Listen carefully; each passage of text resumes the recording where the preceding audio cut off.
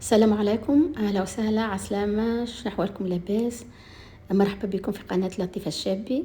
اليوم باش نعملوا مع بعضنا الهروس التونسي البنين المزيان اللي يتحط ديما فوق الطاولة مع الوجبات في الفطور وفي العشاء.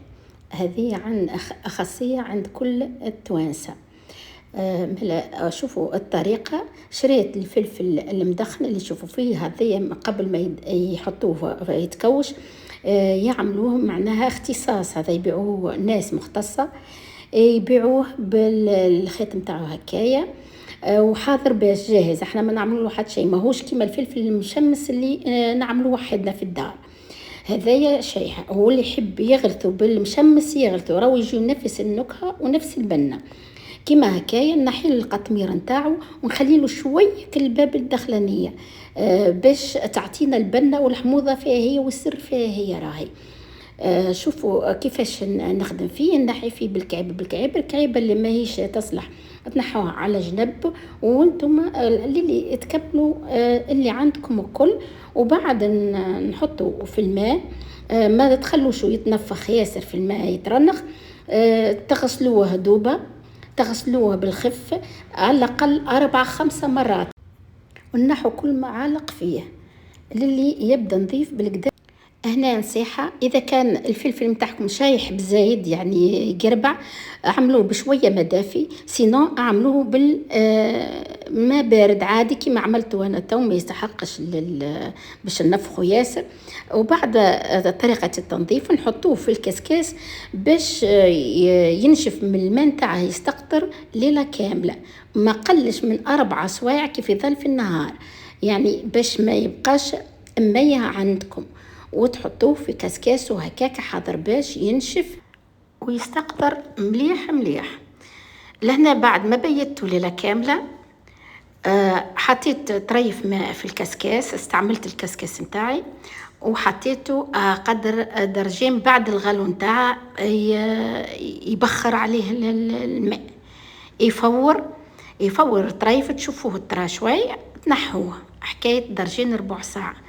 وهذاك الماء اللي زد استقطرته بعد ما كملت التفوير نتاعه وخليته يبرد بالكدا. وتو باش نعملوا العملية نتاع الرحيان. نجيبوا الماكينة، وهذه الثوم اللي باش نستعمله.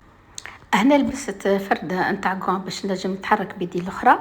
وقبل ما ننتقلوا لعملية الرحي، لهنا حضرت الثوم. نعطيكم معناها 4 كيلو نتاع الفلفل، عملت عليه 200 جرام ثوم، وانتم حسب انك تحبوها اقوى تعملوا. انا نحبه مضبوط فيه تفويح وفي كل شيء، وعملت 200 جرام نتاع تابل وكروية، و50 جرام حطيتها نتاع الملح، وانتم حسب الذوق. فما اللي يعمل اكثر يحبوا مالح، وانا بصراحه نحبه عادي معتدل في كل شيء، كاني باش حتى في ماكلته وبالخبز ولا بالكسكروت ولا في لونطري نتاع الفطور يجيكم البنه والحموضه ما نقولكمش. وهنا باش نبدو في عمليه الرحي. هذه الروبو متاعي، تنجموا ترحوا كما قلت لكم برحة يدوية والا برحة هذه النوعية. هذه لو حبيتوا تستفسروا عليها من أحسن ما يكون بالنسبة لي، معناها معاونتني بالكدا. وتنجم في الآخر زادة فيها بوتون ترجع لك كل عالق الداخل الكل وتعاودي تخدميه، وممتازة في الرحي. اللي يحب معناها يستفسر عليها في كومنتار نقول له حاضرة لكم. ماذا بيا ما عملش شيروا لايك وسبسكرايب يدخل، وان شاء الله تعجبكم الوصفه، وزيدوا تدعموا القناه متاعنا وتكبر باش تبارطاجوها ويستنفعوا الجميع. كما هكا قاعده نرحي فيها. راهو كما قلت لكم، والفلفل هذا تنجموا حتى تعملوا شطر بشطر شمسي وشطر المدخن هذا الحاضر يبيعوا فيه، خاطر توا الكيلو نتاعو ب30,000 بصراحه مشت غالي ياسر ياسر. اما كيف تعمليه دياري تبارك الله تربحي على الاقل الشطر نتاعه.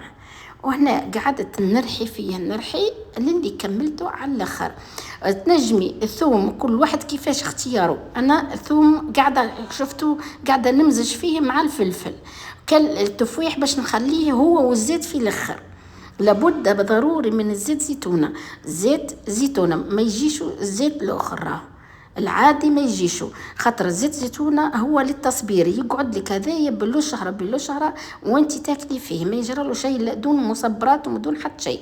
وين تنحي منه زيدي هيك تبسطيه شويه وزيدي تحطي له شويه زيت زيتونه، يبقى لك كيما هو في الفريجيدير العادي والا حتى البرة.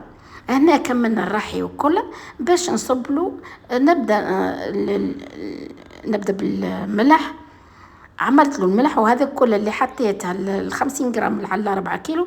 زدت نقصت عليه بصراحة، خاطر ما نحبش الماء مملح أكثر من الزايد، خاطر ربما نتاع التطيب يجي مملح بزايد شوي، لكن هذايا لا. وحطيت التبل والكروية، وباش نزيد معناها نشمخو بالكدا بزيت زيتونه، وباش نزيد نفيضو فوقه بالكدا باش حتى كي ظل فيه حروره بزايد تهفت شويه الحروره. هذه تنجمي للكسكروطات للونتري في الفطور مع كعبات زيتون وشويه زيت زيتونه فوقها، مراهم من اجمل ما يكون. جربوه ما كومش باش تندموا. اصبروا عليها شوي وانتم خلطوا بالكدا وجبدوا من تحت لفوق باش كل شيء يتخلط في بعضه. ساعات تخلي خاطرك التفويح نتاعها كذا مش مخلط بالكدا تحسيه ما تخلطتش بالكدا. خلطي وما زيدي خلطي، وبعد ما تكملي تخليها ترتاح معناها مدة ساعة ساعتين، زيدي عاودي ذوقيها.